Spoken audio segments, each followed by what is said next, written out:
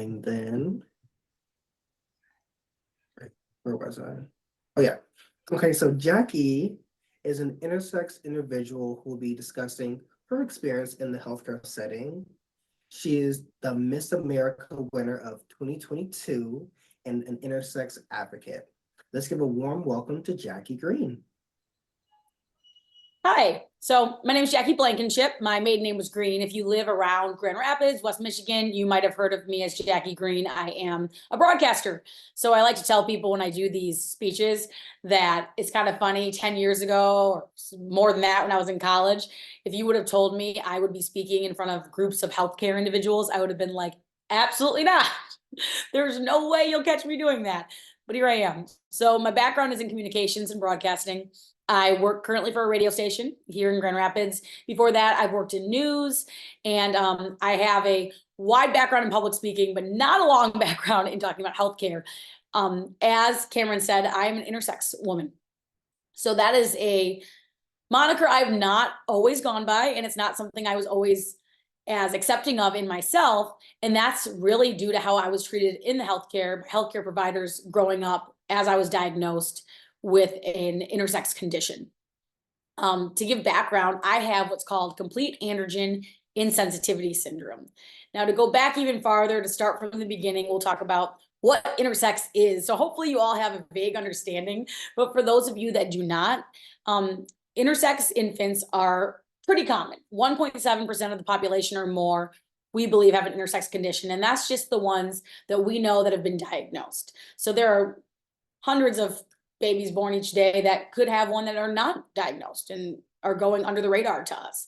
But my condition is one of over 44 that are under that umbrella term intersex, which means basically being born between genders. You may have hormones or genitalia or different sex characteristics that don't fit male or female. The line becomes blurred. For me, I have what's called complete androgen insensitivity syndrome. It's a mouthful, CAIS. And basically how that works is this. When I was in my mother's womb, and I'm an infant, we know that infants do not have a gender right away when they are an embryo. And as they form, they get what we know as gender. So when I was in my mom's womb and I'm an embryo, I did not have a gender. And my hormones were XY, which is what we typically see in biological males. I'm XY, and when hormones washed over my body to decide that I would be male or female, genetically, I had testosterone wash over me. I'm XY, but my body has, for lack of a better word, almost an intolerance or an allergy, you could say, if you want to be real easy going with this, to testosterone. So when androgen washed over me, my body couldn't respond to it. So instead, power of Mother Nature, power of our bodies, it was like, what can I do with this? And it converted it into like a usable estrogen. So in the womb, my body's like, can't use testosterone, converts it to estrogen, and it automatically basically had me develop externally female. Now, so if you're watching an ultrasound or when I'm born and I come out, I looked, for all intents and purposes, like a normal, or what we perceive as normal, healthy baby girl. But reality was I had XY chromosomes like we see typically in biological males. I had no internal reproductive system. So I didn't have ovaries, fallopian tubes, uterus, or cervix. And I did have underdescended testes in my abdomen that were floating there, basically, and they were producing my hormones. So they were producing the testosterone that my body was converting into a usable source that was estrogen. Externally, I had all female anatomy, other than a shortened vaginal canal, which is seen in most CAIS patients and along with other intersex variations. Many people with my condition would go till about 15, 16 years old before being diagnosed, because it is really not something that you deal with until you go through puberty. You could grow up completely fine and have no idea you have this condition until puberty hits and you don't have your period. Other than that, without any medical intervention, I developed the way you see me today. I developed externally female. I had no health complications and I was fine. But we have other intersex individuals in my family. So I'll take you back to 1985 when I was born, and the medical field looked a lot different back then. We didn't have the same advances we have today. And that's saying a lot because even today, intersex individuals are not necessarily treated with the same care as other individuals. So in 1985, my mom knew that we had this condition, as they called it, that ran in our family. She didn't really know anything about it because my family members who did have this condition were told by their healthcare providers not to speak about it, not to talk about it, and that they were to live as normal females and to not talk about it. So they didn't, because it was like the 70s and the 60s, and that's what they did. So my mom knew that it ran in the family, and she knew to get me tested for it at a really young age, just to see, because she didn't know anything about it. So she told the doctors when I was born, my daughter might have this condition. I honestly know nothing about it, but I'd like you to do a test. And the only way you can do a test on an infant that to see if they have CAIS, what I have, is to do a blood test. So they did a blood test and it came back that I did indeed have XY chromosomes. So that was the immediate tip off. Okay, well, we see those in males. So she has complete androgen insensitivity syndrome because otherwise she looks externally female. Immediately upon that diagnosis, when I was about 8 months old, I believe, they told my parents to prepare that I would be needing a surgery to remove my internal testes. My mom and dad weren't necessarily comfortable with operating on an infant. They didn't see the value in that or the point in that. So they looked at options. And at the time, the only real specialist you could go to was at the University of Michigan Hospital right here, a couple hours from my parents' house in Kalamazoo. We went there and spoke to some specialists and doctors, and they advised my parents to wait until I had hit puberty around 14, 15, maybe 16 years old. And then they would do an ultrasound on my internal testes and remove them at that time. But it was always presented to them that we did not have a choice, that you would need to remove these testes, and they were not, it was not a choice you had. And for them to raise me as a typical female and only tell me what I needed to know at that time as I was aging. So my parents were kind of stuck in what I would consider a rock and a hard place, because they only could trust these people who had the power, right? Who had the knowledge, who they felt were smarter than them. And those were our doctors. And the doctors told them that studies show that if we are to tell her she has XY chromosomes and that she is, biologically male, that she would grow confused and not understand her body, and that could be detrimental to her mental health. And, oddly enough, the information they were citing was actually from psychologists like Dr. John Money, who we now, if you follow Dr. John Money, that was all debunked. His information was not accurate and not correct. So my parents did what they were told and what they believed at the time was the right thing to do. I would travel up to the University of Michigan Hospital probably once every few years, where they do an ultrasound, they talk to my parents without me in the room, and then send us on our way. And I just kind of grew up knowing that to be normal healthcare. I grew up thinking it was normal that mom was always in the doctor's office with me, answering questions for me. That's what I thought all parents did. I thought it was normal not to have a say at all in my healthcare. And by the time I was in 9th grade, I had just turned 15 years old. My parents sat me down and said, here's the deal. You have to have this operation. And they presented it to me in a very confusing way. And I like to, when I get to this point in my story, address that this was not their fault. My parents were given information from healthcare providers who urged them to only give me this much info and to not give me too much that I wouldn't be able to handle it, or maybe I would ask too many questions, or I would be confused. So my parents were told to tell me that I had no ovaries or a uterus, but I did have what's called gonads, and that those gonads need to be removed. Now, most people who are adults or in the healthcare field know that gonads is another word for testes, but they knew I would not know that. And they knew my parents probably didn't know that at the time. And to tell me that the reason I needed to get the gonads removed was that they were growing cysts and that I could get cancer and die And cancer is a very scary word. It's scary now, and it was definitely scary in 1999, 2000, when I was learning about this condition I had. So I grew up knowing I would never have a period, and I would never grow body hair, which is something that you get from testosterone as a biological woman. But I didn't understand why. And when it became time to have that surgery, we waited till holiday break at my high school. It was wintertime, and we drove up to University of Michigan Hospital. I remember most of the meetings going in were with my parents. So this is kind of the first red flag in healthcare, I feel like, where the ball was dropped with my care. I was not involved in any of the meetings leading up to a surgery that ultimately changed my entire life. My parents were pulled into a room to talk about what was going to be done, why it was going to be done, and the reasoning. And the reasoning boils down to she could get cancer. We don't want her to get cancer.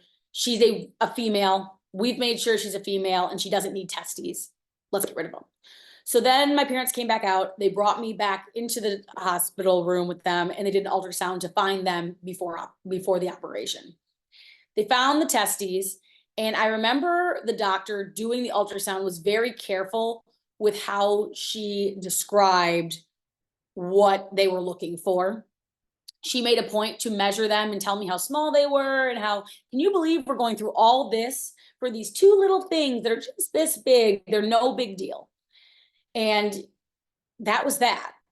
They wheeled me back and I had an operation. Now, back then, the operation was much more invasive than it is now. We now can do like lasers, and we can go through our belly button and do arthroscopic, whatever that's called, surgeries with one little incision. But back in 2000, we still had to do a full incision across my hips and go in and get those gonads or testes.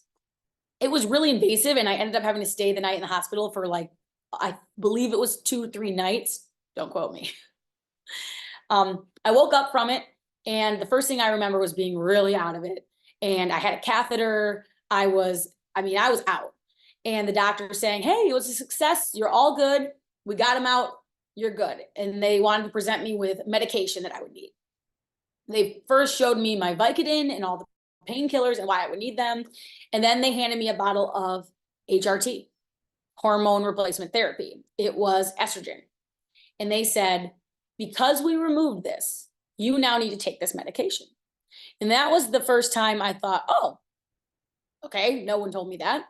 And I said, how long do I got to take it? Because they'd already advised me that I would need the Vicodin for 2 weeks or a week, and I would need the Tylenol 800 or whatever it was, Motrin 800 for this long.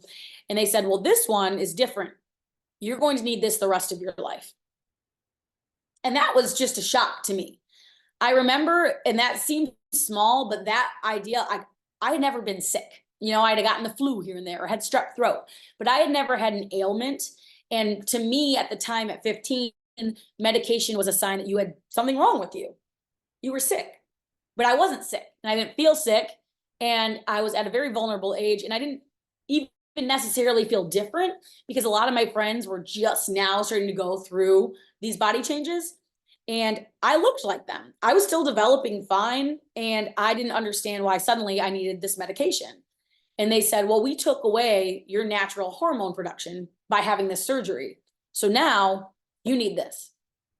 So ultimately, if I can break this down, the closest you could relate this surgery to is having a complete hysterectomy, but at 15. They took my natural hormone production away at 15, and I then had to go on a hormone replacement to make up for that. So I, for lack of a better word, went into menopause at 15 years old. So I was getting night sweats. I had sore, very tender breasts from taking this new medication. I had a lot of what we see menopausal women go through, but at the same time, I was also still, I was 15, I was still developing, I was still growing, I was a young woman, and I also was having teenage raging thoughts. It was a very confusing time. They sent me home with the medication and basically expected me to go on with my life, take that for the rest of my life, and that was all good. About 6 months after that operation, I was at a point where I still wasn't really asking questions. I didn't know that I Like, I didn't know I wasn't a normal female young woman. I didn't know that anything was necessarily wrong. I knew that I was born without ovaries and uterus, but I thought that they just had to remove like tumors from my abdomen. And I would talk about that sometimes to my parents, and they kind of just nodded, like, yeah, that's what happened. So we went back 6 months later, and they asked me how I was feeling on the medication, if I needed to go up or down. And I didn't know. How was I supposed to be feeling?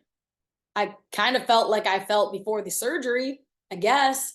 I was tired. I was getting night sweats and waking up with hot flashes a lot, but I didn't know how to express that. So I said, I think I'm fine on it. And they sent me back on my way. It wasn't until I was about 18 years old that I hit another roadblock in my healthcare and learned that everything wasn't as it appeared. So at 18, my mom and dad took me back up to the hospital to meet with the doctor that had originally done the operation.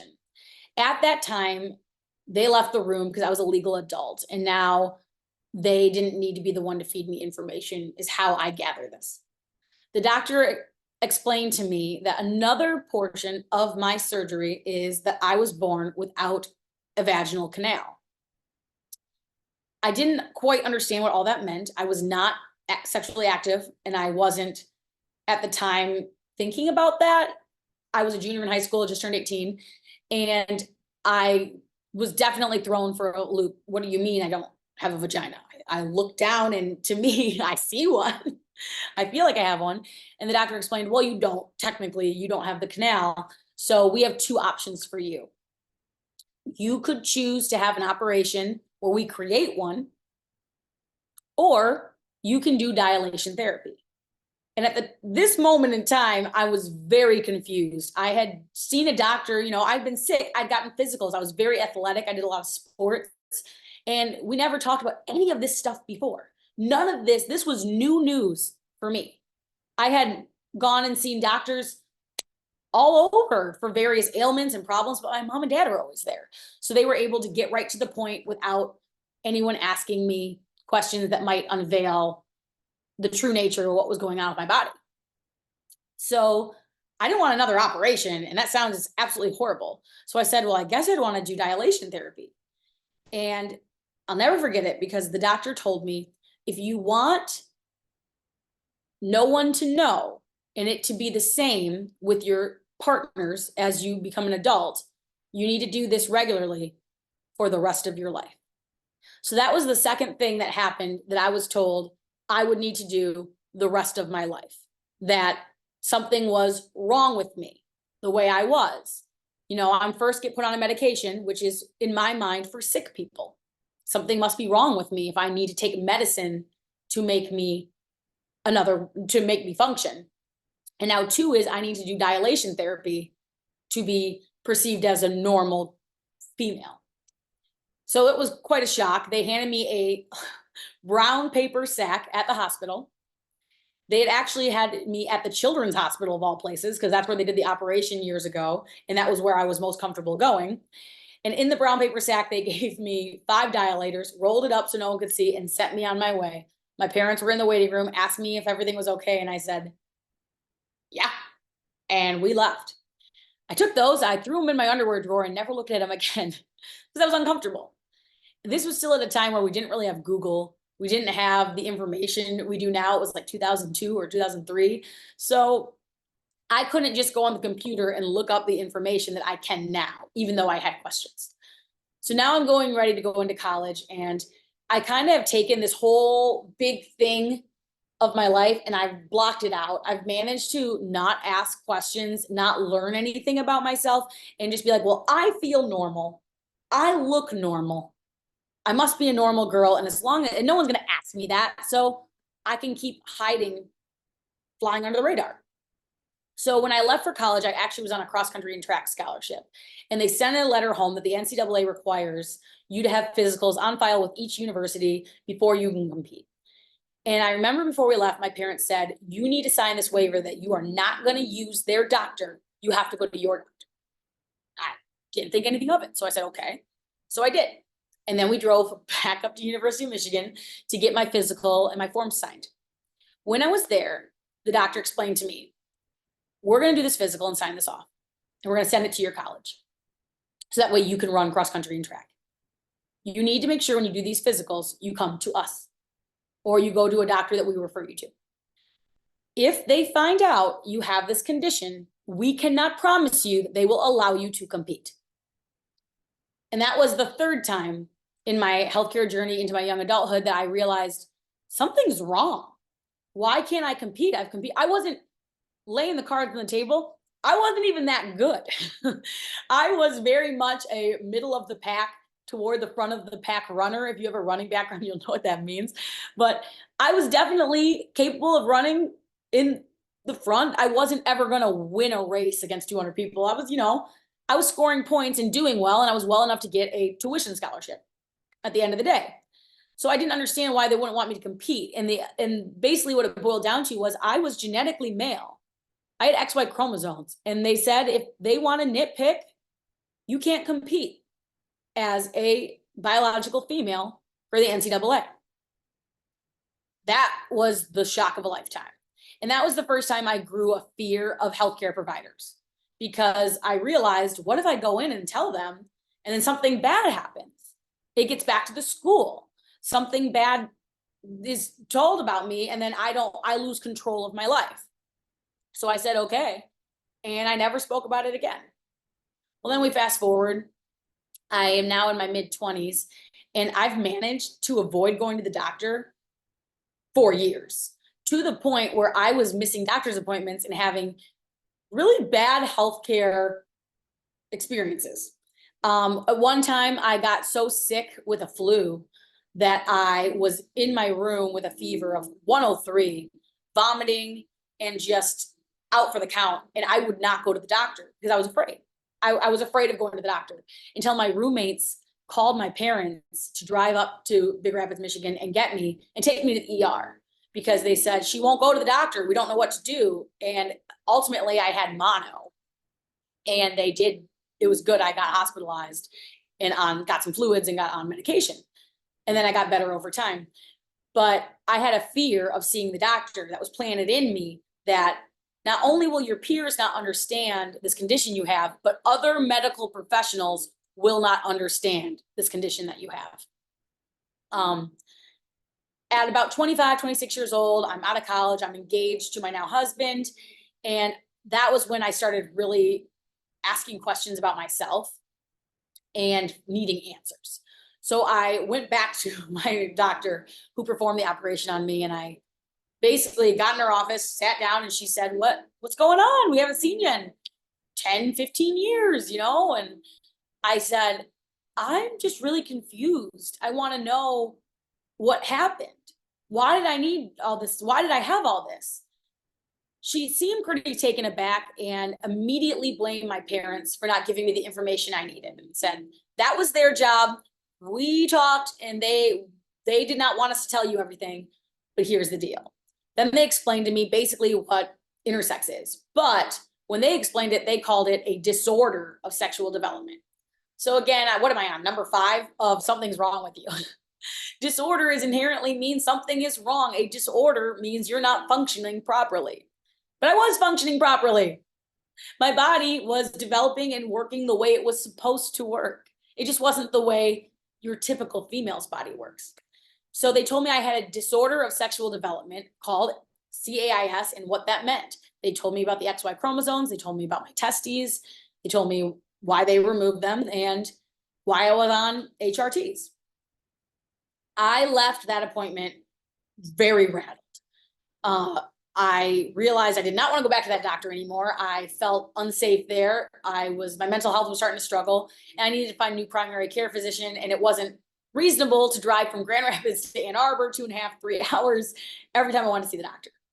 So that was when the hunt started for a primary healthcare provider who would understand my situation. I have gone to, I'm 39 now, in the last almost 20 years, 15 doctors. And I have yet to find one primary care between when I lived in Lansing, Kalamazoo, Big Rapids, and now Grand Rapids, who initially knew what AIS was, what that meant for me, and what that meant going forward. And to this day, I'm still waiting for the moment that I meet a healthcare provider that is familiar with intersex conditions, my condition specifically, and what that means for me and my body.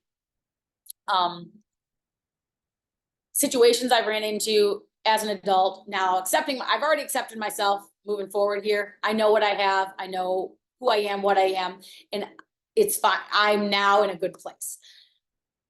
I see the doctor fairly regularly. I just try to get in once a year, but typically once a year, I do have a run-in with someone that makes me feel uncomfortable. Normal appointments for me start off with, can you tell me the date of your last period? Well, I've never had a period. So I normally explain it the best I can. Oh, I don't menstruate. I don't have a period. Why? I actually have CAIS. What is that? Complete androgen insensitivity syndrome. Then I'll typically get a nurse or a doctor or whoever I'm working with, an NP, write it down like they know what that is. Oh yeah, let me note that down, but I can tell. I can tell usually pretty immediately if a healthcare provider or whoever I'm working with knows what I'm talking about or does not know what I'm talking about. And 9 times out of 10, they don't know. They write it down and then they'll say, so you don't have a period? No, I was actually born without ovaries. Oh, do you have a uterus? Nope, don't have a uterus. And then we'll talk about that for a while. And then finally we'll get to the point that I'm there, which is usually because I have a sore throat or an earache or something that has nothing to do with my vagina or lack thereof. Other instances I've ran into are seeing healthcare providers for my yearly checkup and them not understanding why I don't need a pelvic exam. I've probably explained to 3 different providers that I cannot have a typical pelvic exam. I don't have a cervix and I don't have a vagina. That typically leads to questions about transgender, where I then have to explain I'm not transgender, I have an intersex condition. Some women are actually born without vaginas. And a lot of doctors will stop there, but I've had some right here in Grand Rapids go as far as saying, okay, well, we'll do a pelvic exam without a thing and take a look. And typically by the end of the exam, I realized that was just curiosity. And I can say that with full, I know that's what it was. My healthcare journey now, we're in a place where I feel like I have found some safe providers, but more often than not, I am explaining my condition, explaining what intersex is, and explaining.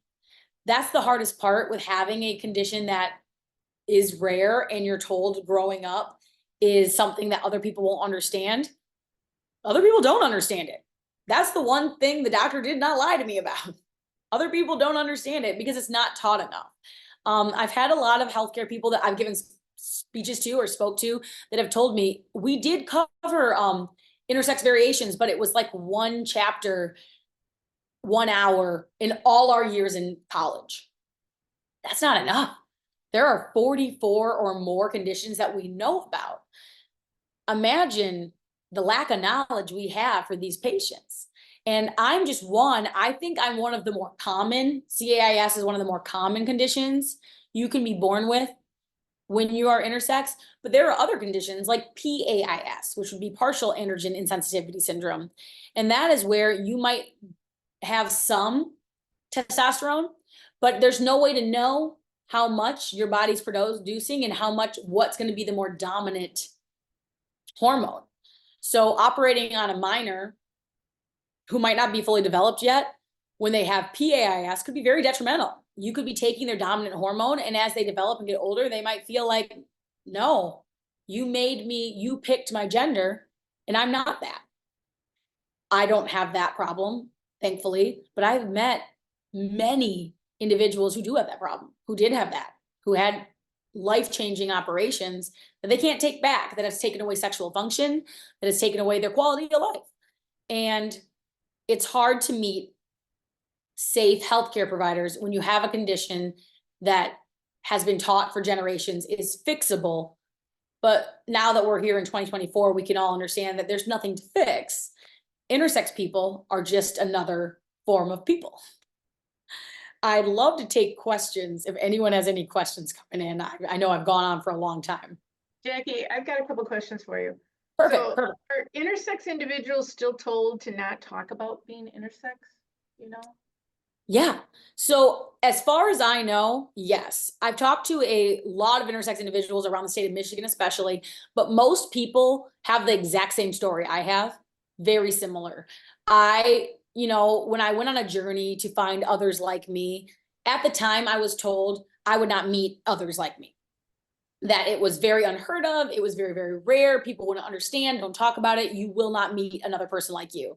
Now, I knew I had relatives like me, but keep in mind they were from a different generation, and they were told the same thing, and they had a lot of fear, and they did not want to talk about it. And my mom made it clear they didn't want to talk about it, not talk to them.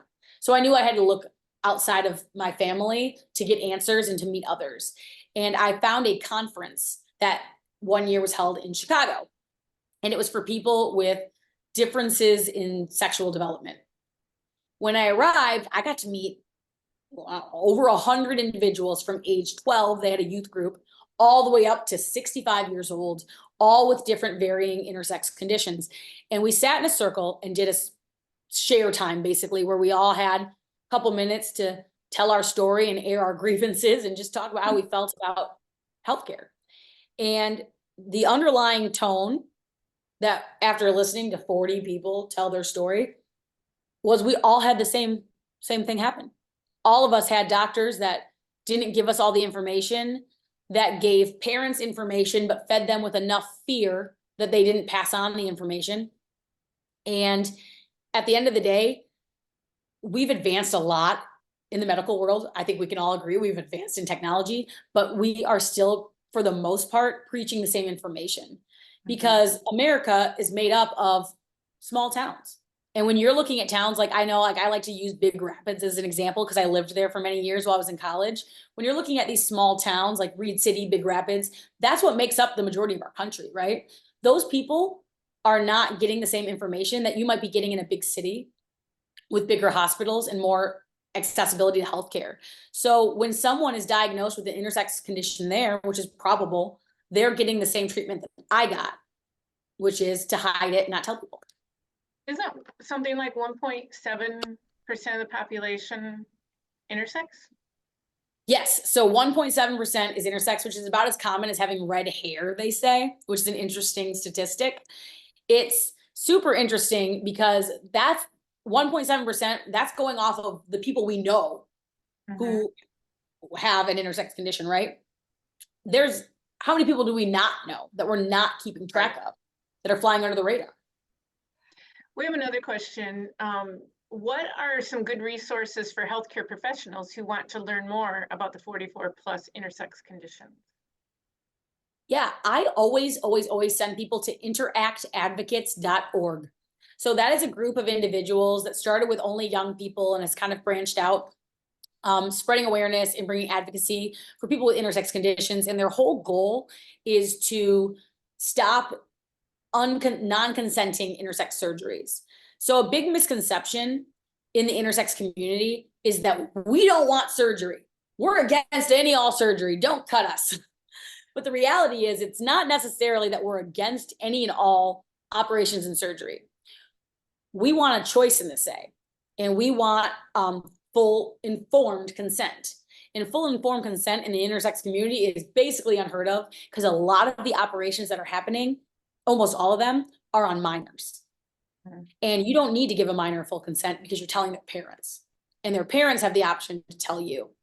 So Interact Advocates has done a really good job of piecing together information, getting safe healthcare providers available on there. They have brochures ready and available for you to print to keep at local hospitals and doctor's offices about what I wish my family knew about having a condition, what I wish my healthcare provider knew, what I wish my significant other knew. And they're just a great resource. Awesome. There's two more questions. Do you still have to be on hormones? That's a tricky one. So yes, technically I do have to be on hormones. Am I on them? No, but that's like anybody. I should be on them. I've seen every time I go to the doctor, they tell me I should be on them.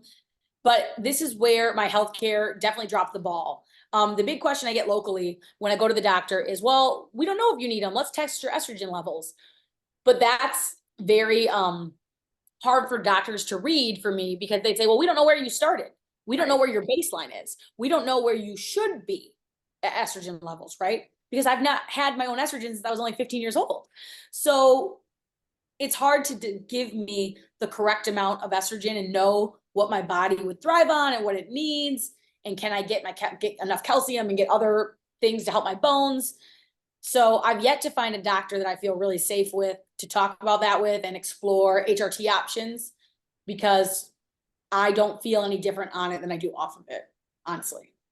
Okay, sorry about that. So the second part of this is, do they offer reconstruction surgery versus dilators? They do. How it was presented to me is the doctor basically, for lack of a better word, measures your vaginal canal and tells you if you're a candidate for dilation therapy. If you have a certain width and length, you can go through with dilation therapy. And they had some statistic they threw at me that so many people say that this, after doing the dilation, they felt and appeared as a normal woman and their partner were none the wiser. That's fine and dandy, but the reality is you're talking to someone who's never had a vaginal canal. So how do they know if it feels the same, looks the same, is the same? They don't, because you only know your frame of reference is what you have. Right. So I went through that where they measured and did all that. And that's, if we're talking about healthcare fails to an extent, that's another opportunity where I feel like the providers really failed me. I was at a learning hospital because it was at a university, and they asked me while I was 18, I was still in high school, which that's when you get a really blurry line because I was definitely not an adult. If I was comfortable with students coming in who were learning, become doctors. And I didn't know I had the right to say no. I was not comfortable with that. So at 18, I had 4, 25-year-old young men come in the room and watch me have my first pelvic exam, where they then measured the inside of my vagina with their hands. Oh, I'm and sorry. Told me what my width was, like that meant anything to me. And then told me why I would be a good candidate for dilation. And it was a huge fail, which ultimately led to me having issues with intimacy and with those type of doctor's appointments in the first place for the rest of my life to this day. Okay. Are people who are intersex more likely to be transgender due to the hormone levels? I honestly don't know. You can be transgender and intersex. Many people are. I've met a lot of intersex individuals who identify, they might present female because of their dominant anatomy, their external anatomy, but they decide that they are male and they present more masculine, or they have different pronouns. I think it would also depend on your condition, right? So my frame of reference is having AIS, and there is a statistic somewhere that I think it's like 89 or 92% of women with AIS identify as female. Okay. And I just want to clarify that how you identify that way often has not very much to do with hormones. Exactly. So, And yeah, exactly. So does there seem to be a rise in the amount of intersex people over the decades, or does it seem to be pretty steady? I'm not sure on that. And that's hard to say because it's always been a hush hush thing. I would say there's a rise in intersex individuals that you can find, that you could talk to. Intersex information, there's a rise in that for sure. But the statistic is 1.7% of babies are being born with a condition. And that's not changed over the last decade that I know of. I think that also is like a lot of other things that the rise in numbers, it seems to be a rise in numbers, but it's just more, we're learning more, we're testing more. We're We have being more able to information. identify. Yeah, we have more information, so that does impact the numbers. Are there any state or federal laws that are in motion to support them to protect the intersex youth that would prevent the parents from making treatment decisions when the youth doesn't want or doesn't know? Yeah, well, it goes state to state. So there's nothing nationwide to protect intersex individuals. That's what Interact Advocates is fighting to do, to get laws put in place to stop non-consensual surgeries on minors. But yeah, as of right now, it's an ongoing battle where they still can do that in most places. And I think the most common question I get is, a lot of people, I shouldn't say common, I have gotten people who almost seem skeptical, who work in the healthcare field, like, that doesn't sound legal. I get that a lot. That doesn't sound legal. I don't think your doctor can just lie to you. That doesn't sound legal. Well, I'm living proof that it is legal, because intersex people don't exist. When you're born, your birth certificate has 2 options, male and female. This is real. Intersex people don't exist to the medical community. They are considered a disorder still that we can fix. And that is why they're able, because the information they had that they are presenting to many parents is, we can fix this problem, and this is how we fix it. Yeah, unfortunately, we have a long ways to go in this topic. We do. Is there a database of healthcare providers that have been vetted or recommended by other intersex individuals? Yes, kind of. If you go to Interact Advocates, they have a whole support group, and in there, there's a lot of safe healthcare providers that you can talk to. They host webinars for people in the intersex community. A lot of it is for people who have a condition, and they vet who can get into the group to make sure we don't get yahoos in there. But yeah, I believe there is a database with Interact Advocates. And I know, so like the Grand Rapids LGBT Healthcare Consortium, we have a data on our website, we have a provider directory. And there are no providers on that list that would self-identify as an intersex expert. And I'm sorry, this is Jenny Knight. I'm the executive director for the consortium. And I met Jackie about 8 years ago, and heard her story, and we've kind of stayed connected. And I've just really been asking this question a lot through healthcare, and also in education. So the consortium works closely with Michigan State University College of Human Medicine and Grand Valley State University College of Nursing. And other, like Jackie said, other than an occasional panel or an occasional LGBT talk, intersex is not a topic that is covered in healthcare education. So it's a topic that we're pushing, and that's why I continue to invite Jackie to talk and share this, because 1.7% of our babies being born is a huge number for us to have these kind of outcomes with. And I'm hoping that we can change that. So, the common reaction I get from healthcare providers, especially young healthcare providers, and here's a story that will explain this. My sister carried a baby for us. We use donor eggs because I don't have eggs or any of that, obviously. And my sister carried the baby, so we would go to ultrasound appointments with her. And one time in Kalamazoo, Michigan, where she's from, went to the doctor, and the doctor we normally see wasn't available, so they had us use a doctor who was a young guy who was new, and he had just transferred in from New Jersey. He couldn't have been older than maybe 30. That's guessing high. He was young, and he was a nice guy. But he thought our story was amazing, that my sister was carrying this baby, and he's just asking all these personal questions, and he had a good heart, and I could tell, so it didn't bother me answering. But he ultimately wanted to know why. And I told him, I have an intersex condition. And the first thing he said when I explained it was CAIS was, "Oh, you have testicular feminization." I remember hearing that. We learned that in school. That was super jarring for me. We were sitting with my husband, my sister, and her husband in an ultrasound. And testicular feminization is one of those terms that is super clinical and not very patient friendly, especially to someone who identifies as female and has fought to be recognized as a female. It was upsetting. And I just didn't even know what to say. I went, I guess, yeah, that's one way to refer to it. But that was the little knowledge he had, and he was super pumped that he had finally met someone with this. oh, okay. Would you feel equally safe with a healthcare provider who specializes in transgender care? No. Yeah, they're totally different things. So yeah, totally different things. And that's something that's hard because the transgender fight is it's just a totally different Mhm. thing than what intersex individuals normally go through.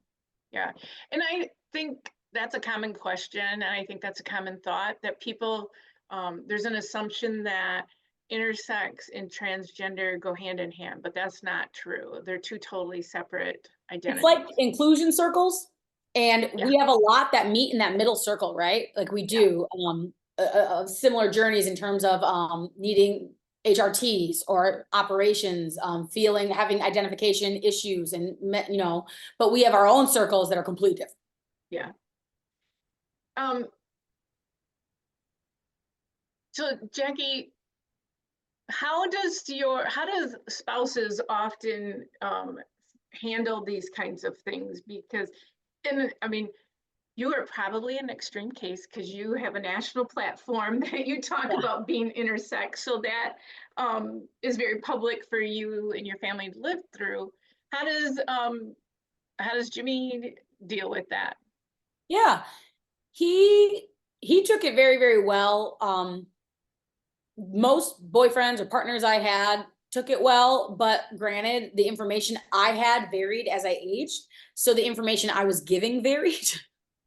So I would say Jimmy was the first person, my husband, that I was with that had the full scope of what I had, and he didn't care at all, but that's who I married. So I can't speak for anyone else or any other marriages or any other relationships because I don't know how other people would react, but I know my husband reacted fine. Awesome. And I do want to tell people there is a beautiful documentary out called Everybody. And we were very fortunate last year to be able to do a pre-screening of it for the last day of Pride Month. And Jackie and Dr. Chris Palazzo did a fireside chat with us afterwards, answering questions. But the movie itself, Everybody, if you get an opportunity, please watch it because it follows 3 individuals who are intersex and talks about their story. And they're very different individuals. So I think it'll give you a much broader view in a understanding that intersex is a umbrella that unfortunately gets applied to people in the same way, but they have very different identities and needs and concerns. So it's just it's a great movie, and I put it in the chat, and also I did put the link to Interact Advocacy in their chat as well. One of the people portrayed in the documentary, Alicia Roth-Weigel, if you look her up, she is really making waves in Texas where she lives. She's working with lawmakers trying to make change. She had the same surgery I had as a minor. And she actually just released a memoir not long ago called Inverse Cowgirl. She's super well-spoken, funny, and it's a great read if anyone's looking for more material. Jackie, do most people with intersex have surgery because of the risk of cancer? So there's 2 questions. Most people that I've come across that have my condition, which I can only speak about my condition, yes, they have surgery, but mostly because they're told they have to. Like, Right. it's hard to, they're not given an option. My parents were not presented with an option that I had like, you might want to do this. They were told, you need to do this. We'll let you pick when, but you need to. Hasn't the claim of cancer being attached to that been debunked? Yeah, over the years, it's been, that was the big scare, but then it's been proven over time. They actually don't have any documented intersex individuals that got cancer from keeping their internal testes. And I was able to meet multiple women around my age, pushing 40, who did not have surgery for various reasons, who have never had a problem. Okay. And if people choose not to have the surgery, what other risks are there, or are there other risks? As far as I know, there's not any other risks. It's kind of a Up natural until my condition. surgery, I had no issues. Okay. Did being intersex affect your running, do you think? Because I No. know you talked about how the doctors said that you wouldn't be able to compete because you have the chromosomes XY. And now there's, there's a lot of debate around the country and even the Mhm. world in Olympics and things that people, transgender people can't compete in the gender and that they yeah. identify. And that's because of how we identify gender. Mhm. And especially back in early 2000s, it was your biological gender, and mine was technically, on a technical level, is XY. But on a deeper level, I was actually had the opposite problem that a person that they would discriminate against had. I was lacking testosterone. So the things that make you stronger and faster, I actually didn't have. So some would say I was even at a disadvantage. So it was actually the opposite for you. The Essentially, extreme comments that if you are XY, you have an advantage doesn't apply to you. it doesn't apply to me. Awesome. Do you think that we've done anything with providers being educated on this now currently in 2024? Have you found any?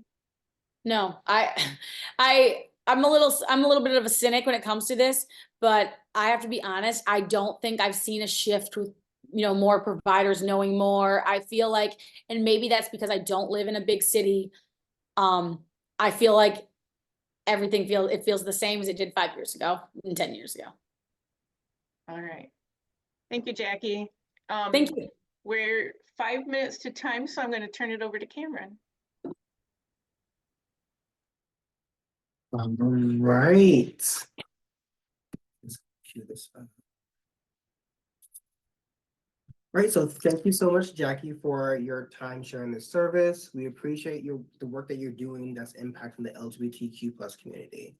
Again, I would like to remind everyone about our Give Butter campaign. Please feel no obligation to give, but if you would like to, we appreciate your contribution. You will be receiving a follow-up email soon after the webinar about this information and links to this information.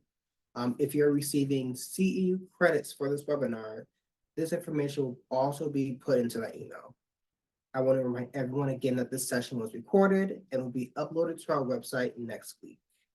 We have a webinar in July, so stay tuned for more information, and thank you everyone for attending. Bye. Thank you, Jackie. Thanks, Jackie. Have a great one. Thank you.